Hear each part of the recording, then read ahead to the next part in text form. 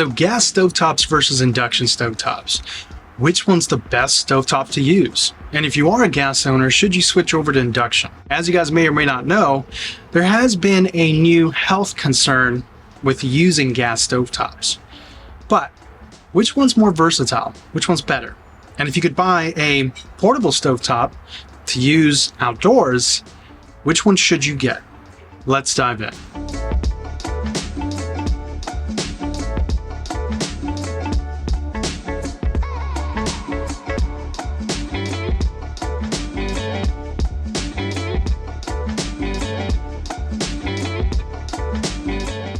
Okay, so it's no secret that I love gas stovetops, and I'm not entirely yet convinced about their health concerns. I mean, it may be true, may not be true, but with proper ventilation, and especially in a professional kitchen environment, they're probably fine. But I'm also intrigued by induction stovetops, and there's no question that they're going to be the future.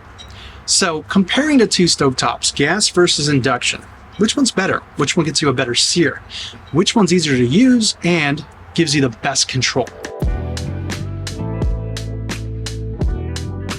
I find gas stovetops extremely versatile, and because I've always used one, I feel like they're an extension of myself.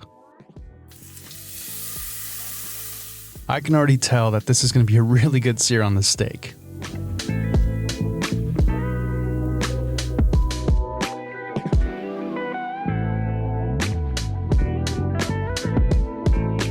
As a side note, I'm going to be cooking something a little bit different today.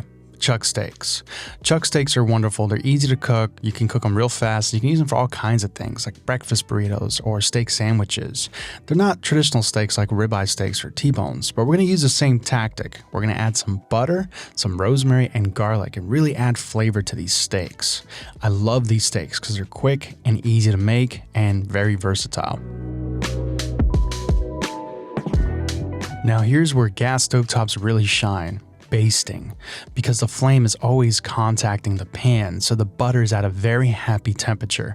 Later on with the induction stovetop, you'll see it's not the same case and we have to kind of finesse it a bit.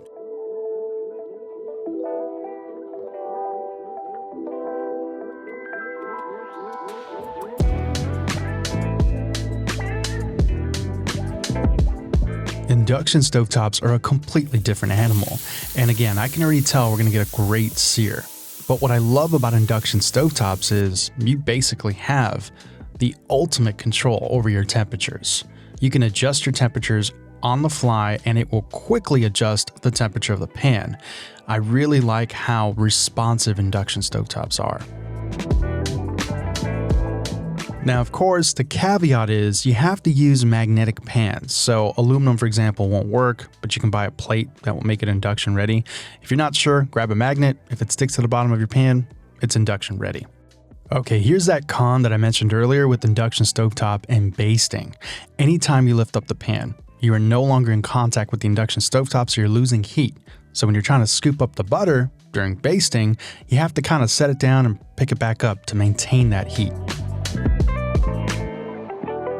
So this was actually our lunch. I'm going to be making some steak sandwiches, but the flavor was amazing. If you guys see chuck steak or even tri-tip steak at your local grocery store, don't pass up on it. It's actually really flavorful and it does make for a good lunch. There's no question that a proper gas stovetop can give you a great sear and also pretty much evenly heat up your pan, including the walls, because of the flames. There's a reason why gas is used everywhere, in almost every kitchen. And induction hasn't quite reached that level yet, and it may be very well due to the cost of induction, the price. But I think we can all agree, and I'm sorry to say this, if you own an electric stovetop, I feel sorry for you. Just kidding. Use whatever makes sense to you, by all means, just make sure you're cooking. The steak had a wonderful crust using both the gas and induction stovetops. It was clear that you could cook with either or. But from my experience, gas is by far the most versatile, but induction gives you the best control, the most optimal control. Because there's certain induction stovetops that are so smart that you can actually set the temperature range of the pan that you're using. There's presets that will maintain that temperature, almost like sous vide. Now, not quite, but it's still really cool. With the induction stovetop, it's really easy to overheat your pan, and you got to be very careful when you're preheating your pan because you can warp it. Induction is actually quite efficient, and it's using modern science, taking your magnetic pan and generating heat through oscillating currents. The science is actually quite fascinating, and if you're interested, I'll post a link to a video where I kind of went into a deeper dive. And likewise, the induction coil size matters. The coil size is actually going to be the limiting factor in how big of a pan you can actually use, the diameter, a 10-inch pan, a 12-inch pan, and so forth.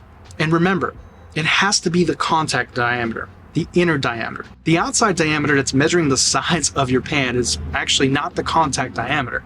For example, a 12-inch skillet usually has a contact diameter of, let's say, 10 inches or so. Now, manufacturers do not advertise their induction size openly.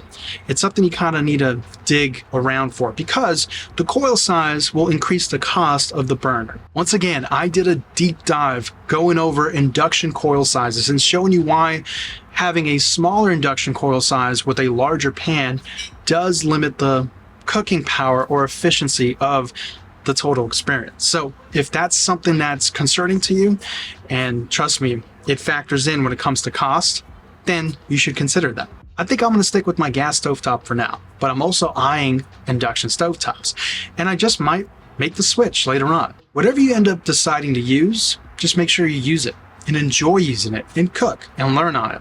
Because at the end of the day, the most important thing is being comfortable with the tools that you have and making great food. That's it for me, guys. I hope you found this video informative, and if you did, please consider subscribing. I'll catch you on the next one. Take care, everybody.